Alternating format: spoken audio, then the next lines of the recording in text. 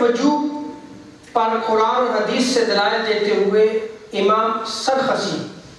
جن کا وصال جو ہے وہ 483 ہجری میں ہوا، 483 ہجری میں آپ جو ہے وہ وصال فرماتے ہیں، المبسوط اس کتاب میں آپ جو ہے وہ دلائل دیتے ہوئے قرآن مجید کی یہی آیت کریمہ نقل کرتے ہیں، فَصَلِّ لِرَبِّكَ وَانْحَرْ، کہ حبیب صلی اللہ علیہ وسلم آپ اللہ کی نماز پڑھیے اور قربانی ادا کیجیے۔ امام سرخسی رحمۃ اللہ تعالیٰ نے فرماتے ہیں کہ اس میں جو اللہ نے حکم دیا ہے، جو امر ہے، اس سے جو ہے وہ وجوب ثابت ہوتا ہے۔ نماز عید اور جو قربانی ہے یہ کیا ہے؟ واجب ہے۔ سیدنا ابو ہریرہ رضی اللہ تعالی عنہ نقل کرتے ہیں، اور اس روایت کو ابن ماجہ میں نقل کیا گیا،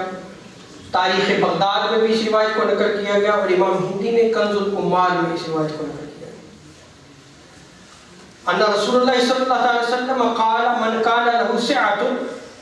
ولم يطهر فلا يقربن مصلانا۔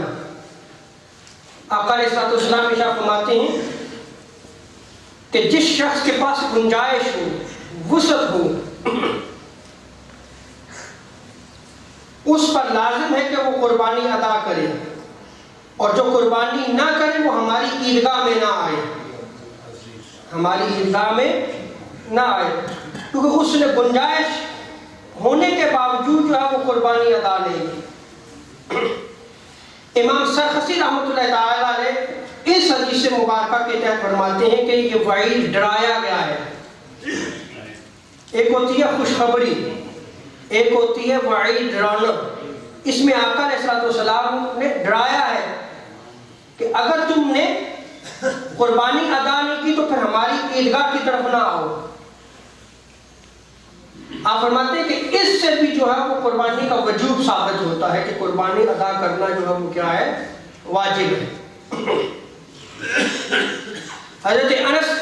بن مالک رضی اللہ تعالی عنہ روایت نقل کرتے ہیں ان رسول اللہ صلی اللہ علیہ وسلم صلی یوم النحر ثم خطب، کہ آقا علیہ السلام نے قربانی کے دن یعنی عید الاضحیٰ کے موقع پر نماز ادا کی اور پھر خطاب فرمایا، خطبہ دیتے ہوئے تاجدار کائنات صلی اللہ علیہ وسلم نے فرمایا فَأَمَرَ مَنْ ذَبَحَ قَبْلَ الصَّلَاةِ أَنْ يُعِيدَ ذَبْحَهُ، کہ جس نے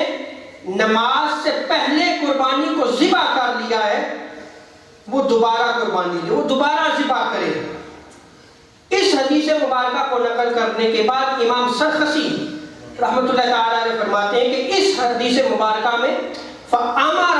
یعنی حضور صلی اللہ علیہ وسلم نے حکم دیا کہ قربانی دوبارہ کرو تم، کیونکہ نماز ادا کرنے سے پہلے تم نے قربانی دے دی ہے۔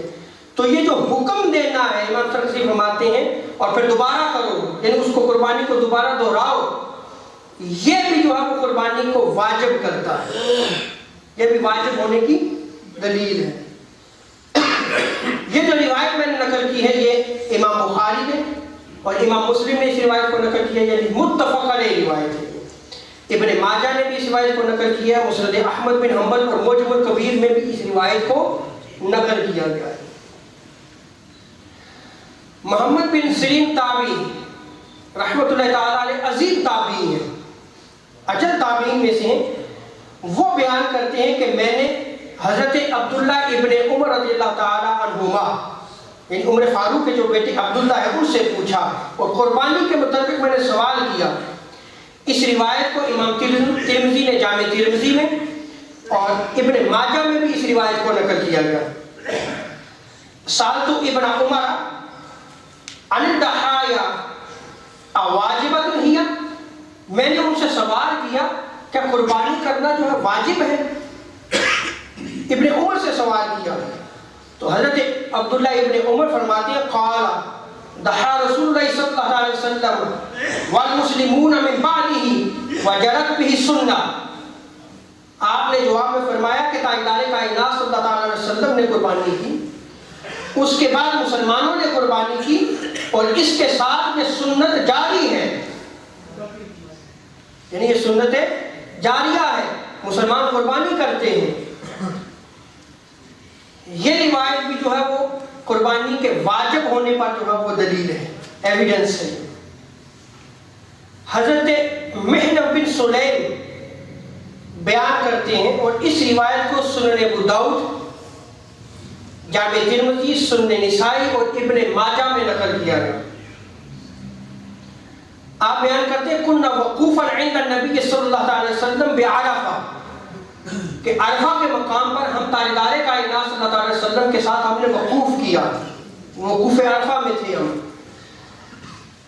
اور تاجدار کائنات صلی اللہ علیہ وسلم نے وہاں لوگوں سے خطاب کرتے ہوئے ارشاد فقال ایھا الناس ان علی کل اہل بیت فی کل عام اضحیۃ۔ آقا علیہ السلام نے فرمایا اے لوگوں، ہر گھر والے پر ہر سال جو ہے وہ قربانی جو ہے وہ واجب ہے، ہر سال وہ قربانی کرے، ہر صاحب بیت پر، ہر گھر والے پر جو ہے وہ واجب ہے، لازم ہے۔